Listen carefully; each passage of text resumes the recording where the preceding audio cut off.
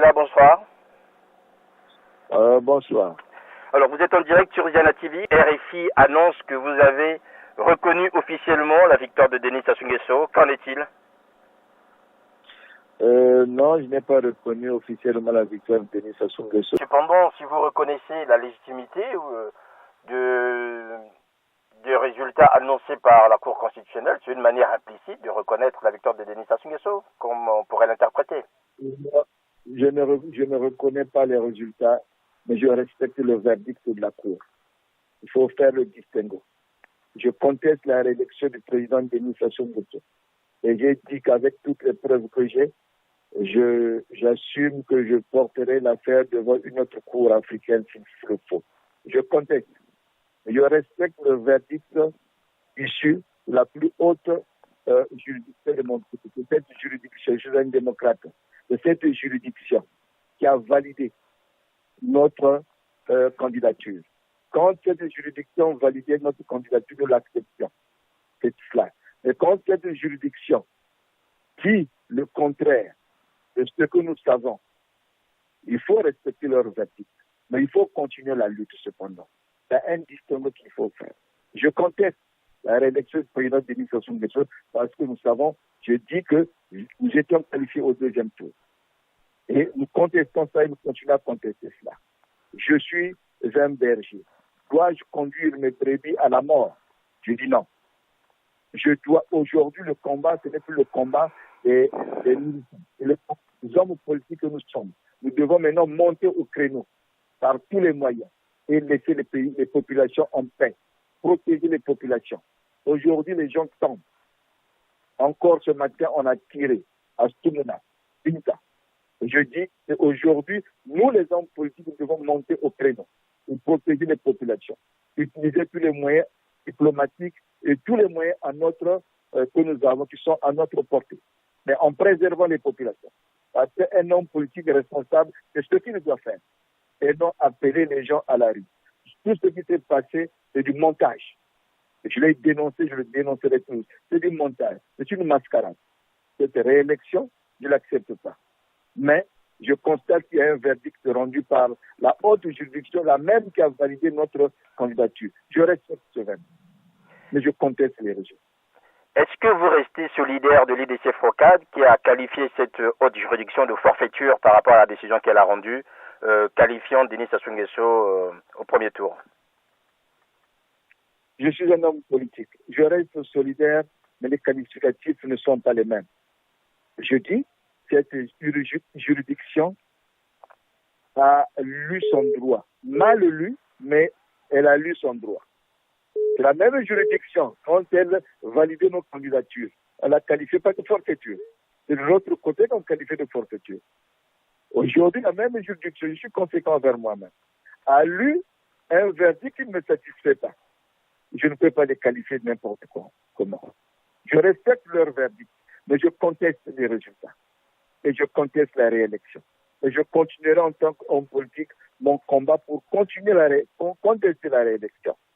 Parce que on ne peut pas aujourd'hui appeler notre peuple à aller à l'abattoir. Nous sommes des hommes politiques, nous devons maintenant amener le combat autrement, diplomatiquement et par tous les moyens qui s'offrent à nous, mais sauf les moyens de la rue. Ce que nous avons jusqu'à présent condamné et ce que nous avions dit pendant tous nos discours de campagne que nous n'avons pas des armes. Et le juge constitutionnel serait notre recours. C'est ce que nous avons dit. Et ce juge constitutionnel vient de dire son verdict, que je respecte, mais je conteste cependant le résultat. Voilà la nuance que j'apporte. Voilà, dans un entretien que nous a accordé Charles Zakari Bouao, il a reconnu que le combat doit continuer. Sous quelle forme, selon vous, maintenant, puisque le côté droit est quasiment éteint pour vous? Le combat va continuer sous quelle forme, puisque vous ne vouliez pas appeler vos militants et les Congolais à la rue? Non, moi, c'est le côté droit qui continue plutôt. J'ai toujours, depuis ma campagne à l'élection présidentielle, je disais que je ferais un recours à la Cour constitutionnelle. Parce que je n'avais pas des armes. J'ai invité la rue. Et je continue à ce combat. La Cour constitutionnelle de mon pays a dit un droit que je conteste. Et dans mon propos, j'ai dit avec mes avocats conseils, je verrai s'il faut porter le problème devant la Cour africaine de justice. Et pourquoi pas devant d'autres juridictions, d'autres voies diplomatiques peuvent s'imposer aussi à nous. Donc c'est ce que je dis, c'est le combat que nous devons mener. Parce que les populations aujourd'hui, monsieur le journaliste, vous n'avez pas vu ce spectacle, des gens qui dorment dans les rues, qui dorment dans les églises, qui sont là, perdus. Et je sais que c'est le pouvoir qui a occasionné cela. Je sais que c'est le pouvoir qui a proclamé, qui a programmé ça. Et je le dénonce jusqu'à présent. Je sais. Mais alors, que faisons-nous, nous, hommes politiques, pour protéger cette population? Nous devons, quand c'était ainsi, nous devons prendre nos responsabilités. Regarder au niveau diplomatique, faire des pressions. Quel type de pression? Des embargos.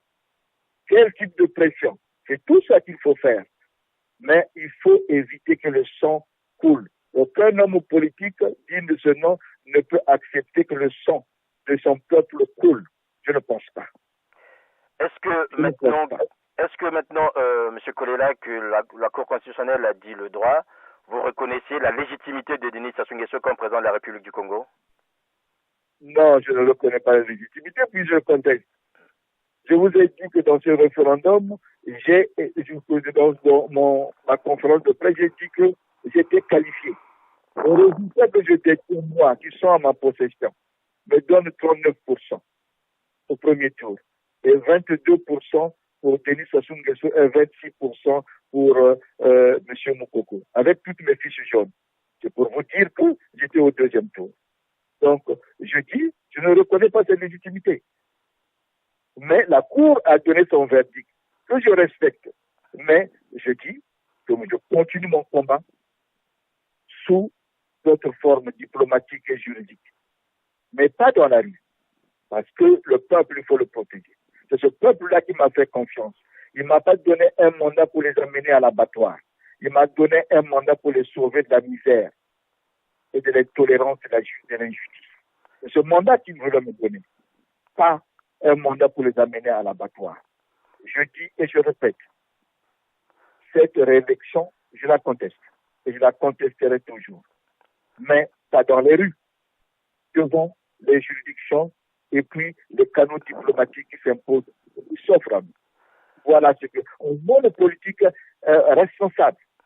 Voilà ce que je dis. Parce que là, certains observateurs, notamment des militants ici à la diaspora, vous ont accusé d'avoir des relations avec Denis Sassou Nguesso, que vous deviendrez son Premier ministre à l'issue de cette élection. Qu'en dites-vous? Non, c'est tout à fait faux.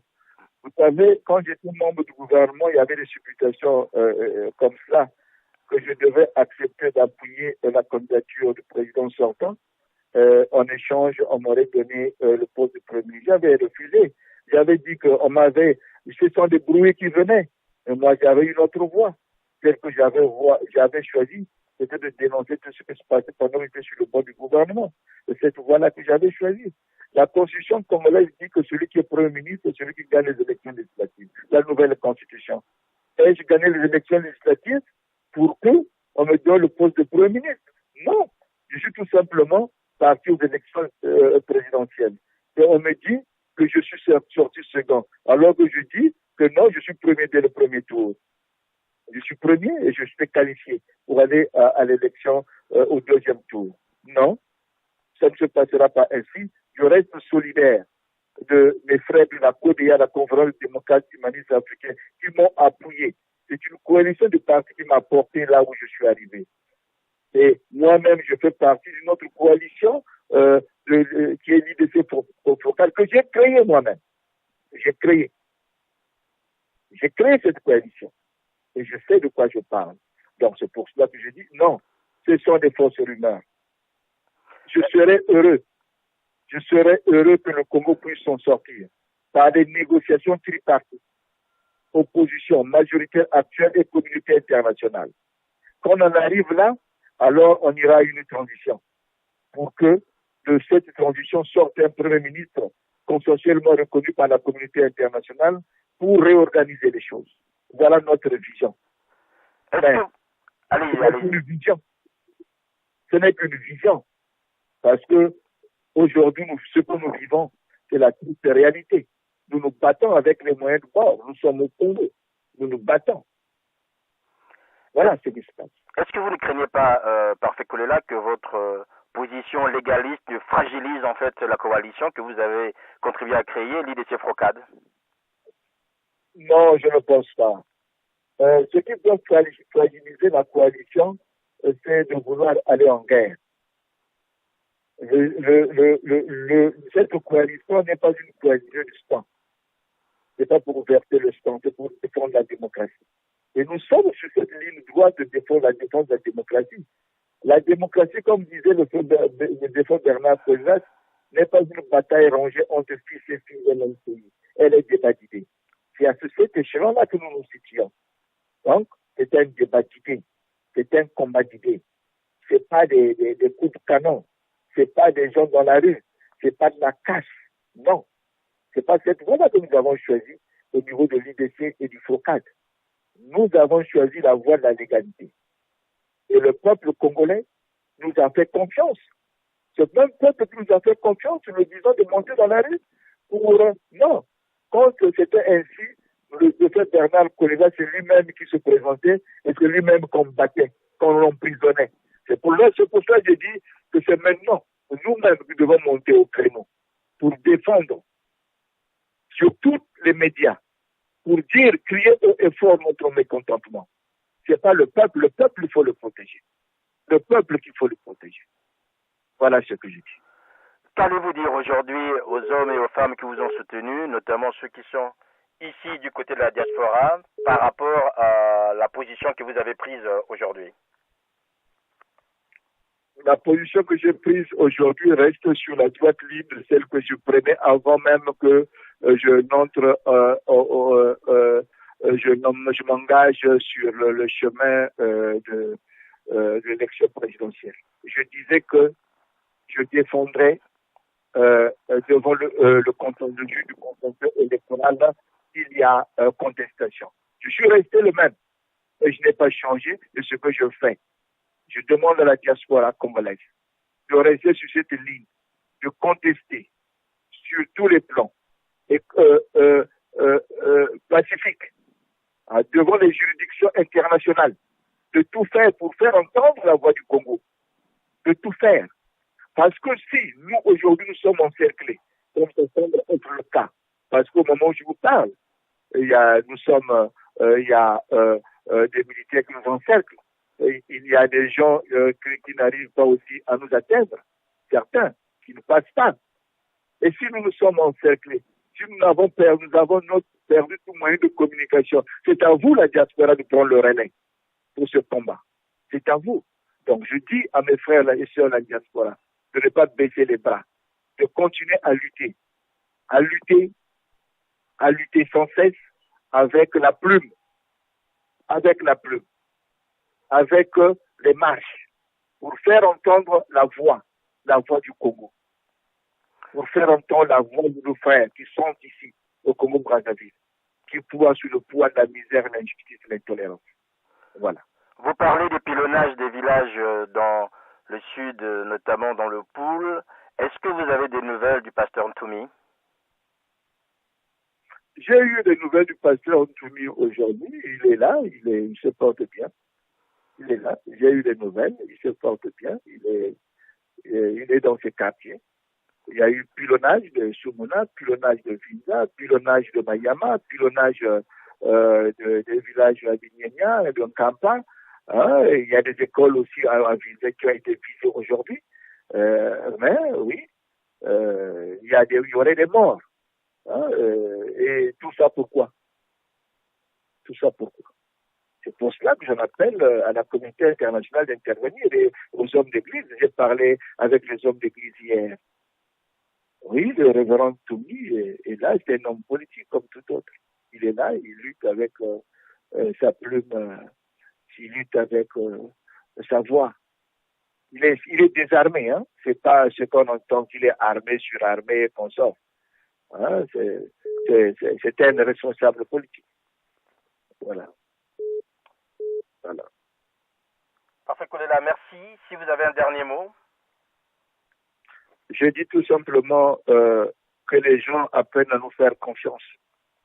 Nous n'avons pas trahi hier et nous ne trahirons pas demain. Nous sommes restés le même. Sur la droite ligne laissée par le défunt Bernard Corilla et ses compagnons. Pour que triomphent les idéaux de la démocratie. Nous sommes restés là.